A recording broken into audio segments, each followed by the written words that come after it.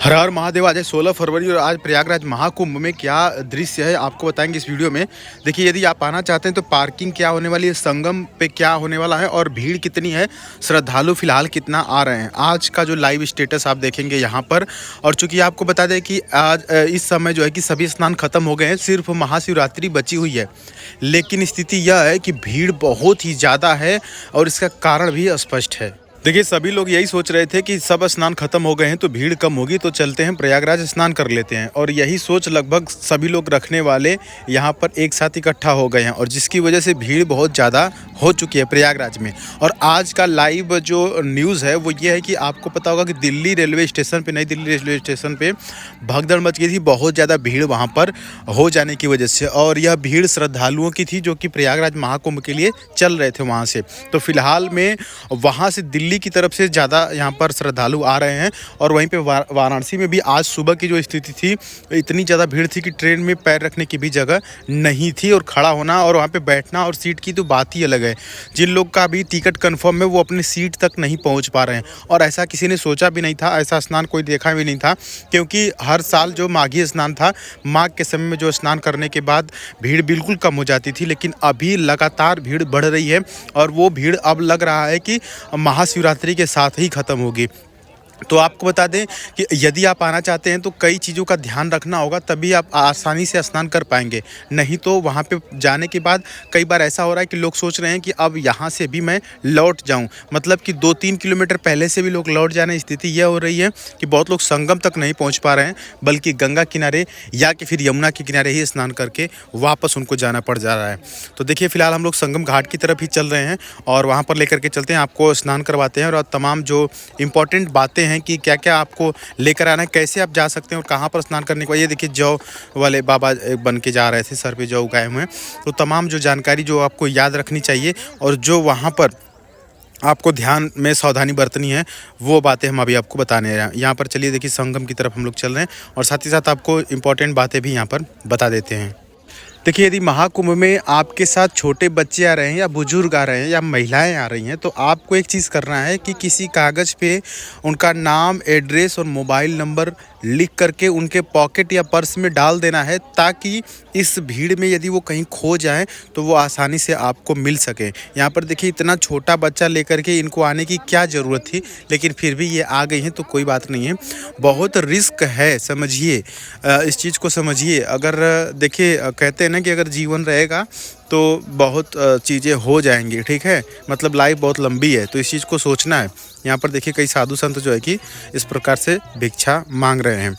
तो देखिए, संगम पे जाने के लिए ना, अगर बाई ट्रेन आ रहे हैं आप, तो सबसे जो नज़दीकी रेलवे स्टेशन है वो है प्रयागराज में जो है वो है झूसी का रेलवे स्टेशन, उसके बाद प्रयागराज रामबाग और उसके बाद प्रयागराज जंक्शन। आपको बता दें कि शनिवार और रविवार, यानी आज का दिन और कल का जो दिन था, दोनों दिन के लिए प्रशासन अलग व्यवस्था बनाई है, नो व्हीकल जोन कर दी है। क्योंकि अब सोचिए कि बिना स्नान के नो व्हीकल जोन करना पड़ रहा है। नो व्हीकल जोन का मतलब कि कोई भी कार वगैरह जो है वो मेला क्षेत्र तक नहीं जाएगी। मतलब आप अपने साधन से भी आ रहे हैं फिलहाल में, तो आपको जो है कि 10 किलोमीटर पहले ही आपका साधन रोक दिया जाएगा, वहाँ से पैदल आना पड़ेगा। तो वह, और बस का भी वही स्थिति है। सबसे बढ़िया जो कंडीशन है वो है ट्रेन से आने का। ट्रेन में हालांकि भीड़ तो बहुत है, लेकिन पैदल कम चलना पड़ेगा। किसी तरह से आप खड़े होकर के आ जाएंगे तो आपको पैदल कम चलना पड़ेगा, इस चीज़ का आपको लाभ हो जाएगा। और उसके बाद देखिए, गंगा के किनारे लोग स्नान कर रहे हैं, इस बात का ध्यान दीजिएगा। आपको कहाँ पे स्नान करना है? जहाँ गंगा और यमुना दोनों का संगम है, ठीक है। और आप कैसे पहचानेंगे? आप जहाँ पे खड़ा होंगे जिस पॉइंट पे, तो एक नदी आपके बाएं साइड से आ रही होगी और एक नदी आपके दाएं साइड से, यानी कि आपके पीछे साइड से आ रही होगी। ये देखिए, संगम द्वार सामने बना हुआ है और जब संगम द्वार से आप अंदर जाते हैं तभी आप संगम घाट तक पहुँचते हैं। मतलब संगम द्वार का मतलब ये है कि ये जो द्वार है ये संगम घाट तक आपको लेकर के जाता है।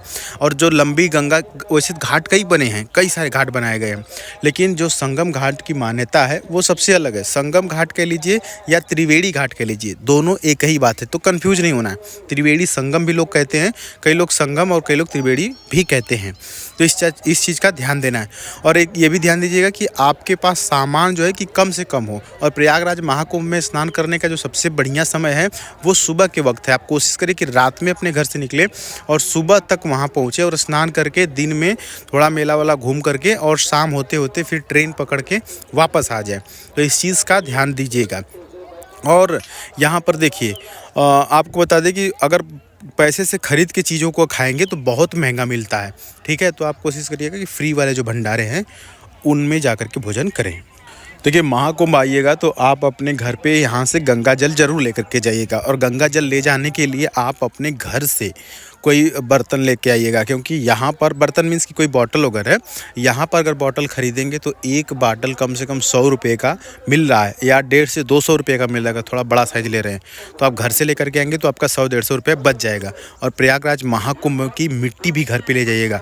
मिट्टी का छिड़काव अपने घर में कर सकते हैं, या घर में जहाँ पे रखेंगे वो जगह काफ़ी मतलब एनर्जी वाली रहेगी और आपको वहाँ पर अच्छा मिलेगा, अच्छा उसका परिणाम मिलेगा। देखिए, अभी हम लोग संगम घाट पर पहुंच चुके हैं। एक सामने से देखिए यमुना नदी आ रही है और हमारे इधर लेफ्ट साइड में देखिए, कैमरा थोड़ा घुमा रहा है, ये देखिए इधर से जो है कि गंगा नदी आ रही है और दोनों का यहाँ पर संगम है। हालांकि सरस्वती भी है, लेकिन ऐसा कहते हैं लोग कि सरस्वती जो है कि विलुप्त हो गई।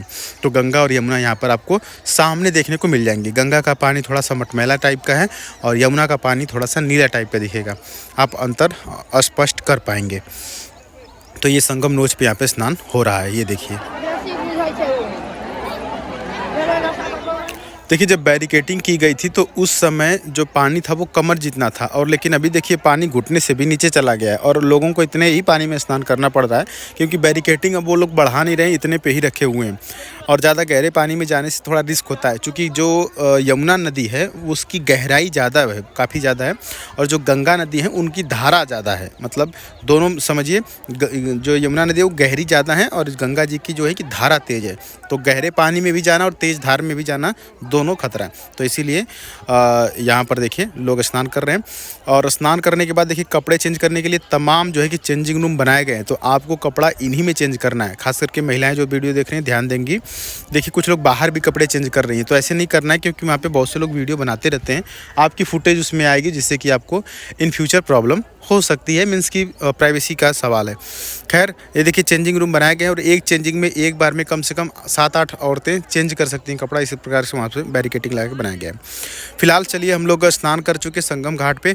अब हम आपको ऐसे क्षेत्र में लेकर के चल रहे हैं जहाँ पर कथा पूजा भी हो रही है। मतलब जो कथावाचक हैं, जैसे देवकी नंदन हो गए और ये बागेश्वर धाम जी हो गए, ये सब जो भी प्रदीप मिश्रा लोग हैं, कथावाचक वाले लोगों के पास लेके जा रहे हैं। ये देखिए, इधर जो लोग नहा रहे हैं ये गंगा किनारे नहा रहे हैं, और जितना पीपा पुल बनाया गया है सब गंगा नदी पर ही बनाया गया है। तो इस चीज़ का ध्यान देंगे। सामने जो ब्रिज दिखाई दे रहा है ये झूसी वाला ब्रिज है, इसको बोलते हैं, या शास्त्री ब्रिज भी इसको बोलते हैं।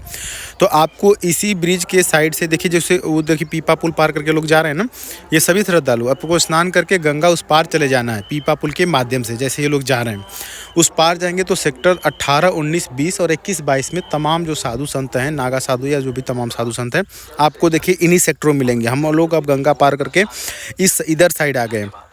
इधर साइड आपको बड़े बड़े पंडाल मिलेंगे और तमाम साधु संत आपको इधर साइड ही मिलेंगे। तो आपको क्या करना है, स्नान करने के बाद इनका दर्शन करना है। यदि आप सक्षम हैं तो आप कुछ रुपए पैसे दान कर सकते हैं। और उसके बाद क्या करना है, उसके बाद आपको लगेगी बहुत जोर की भूख, और उसके लिए आपको तलाश में निकल जाना है एक फ्री वाले भंडारे में, जहाँ पे बहुत बढ़िया खाने पीने को तमाम चीज़ें मिल रही हूँ। तो हम आपको बता दें कि आपको भंडारा कहाँ मिलेगा, उस जगह पे हम आपको लेकर के चलते हैं। वैसे तो प्रयागराज में कई भंडारे चल रहे हैं, लेकिन हम जिस भंडारे की बात कर रहे हैं वो सबसे वीआईपी भंडारा है। वहाँ पर तमाम चीज़ आपको, पूरी सब्जी के साथ साथ आपको दही, जलेबी और कढ़ी, मतलब हर एक चीज़ खाने को मिलेगा। और ये बता देते हैं कि जिस प्रकार की थाली वहाँ मिल रही है, वैसा थाली अगर आप ख़रीदने जाएंगे तो कम से कम 150 से 200 रुपये आपका लग जाएगा। तो फिलहाल देखिए हम लोग उधर ही चल रहे हैं, और यह कुछ मेला के नज़ारे हैं। प्रयागराज महाकुंभ में स्नान करने के बाद आप थोड़ा सा भ्रमण ज़रूर करिएगा। हालांकि थकान आएगी, लेकिन वो जल्द सही हो जाएगी।